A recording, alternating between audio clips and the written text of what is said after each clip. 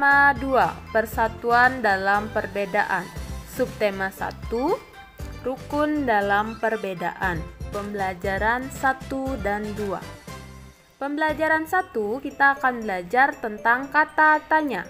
Apa itu kata tanya? Kata tanya adalah kata yang digunakan untuk menanyakan sesuatu. Berdasarkan jenisnya dan pemakaiannya, kata tanya dibedakan sebagai berikut. Nah, yang pertama ada apa?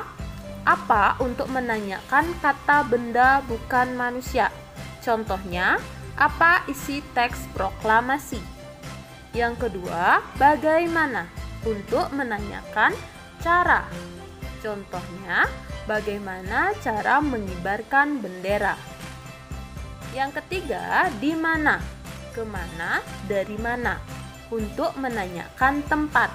Contohnya, di mana suku Bali tinggal?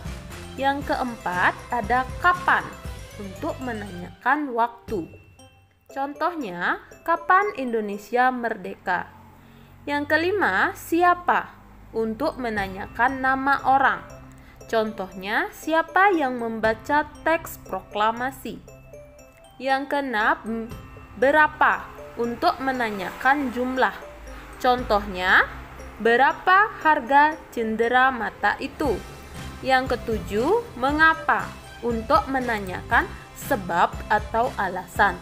Contohnya, mengapa harga kain batik mahal? Nah, berikut merupakan jenis-jenis kata tanya dan pemakaiannya. Nah, sekarang kita lanjut mengenai makna proklamasi kemerdekaan bagi bangsa Indonesia.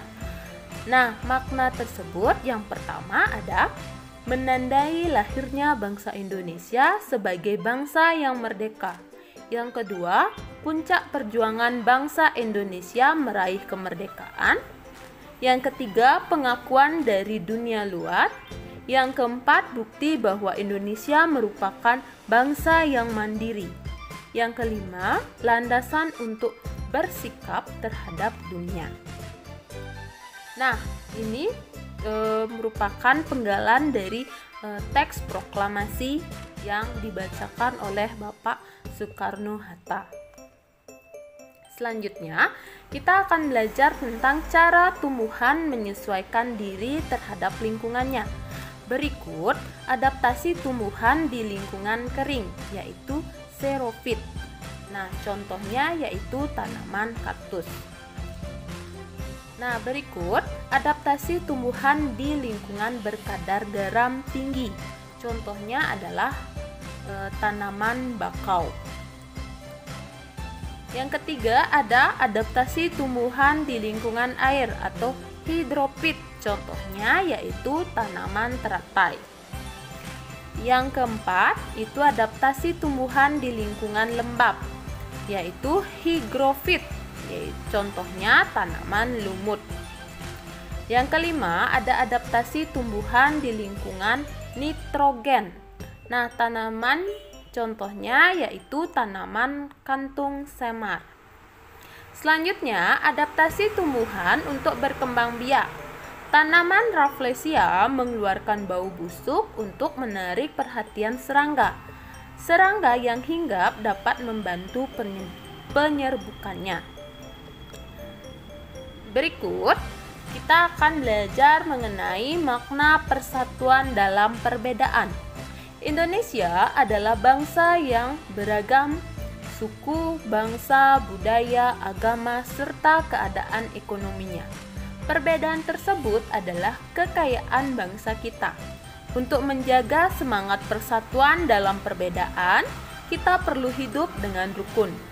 Hidup rukun dapat dimulai dari lingkungan keluarga, sekolah, hingga masyarakat. Selanjutnya, pola lantai dalam gerak tari. Pola lantai merupakan garis yang dilalui penari saat melakukan gerak tari. Pola lantai dapat dibentuk secara tunggal, berpasangan, atau berkelompok. Terdapat dua pola lantai garis dasar pada pola lantai, yaitu garis lurus dan garis lengkung. Berikut gambaran dari pola garis lurus, yaitu pola horizontal, diagonal, vertikal, zigzag, segi 4, segi 5, dan segitiga. Selanjutnya ada pola garis lengkung, yaitu pola lengkung ke depan, pola lengkung ke belakang, pola angka 8, dan pola lingkaran. Ya, sekian penjelasan dari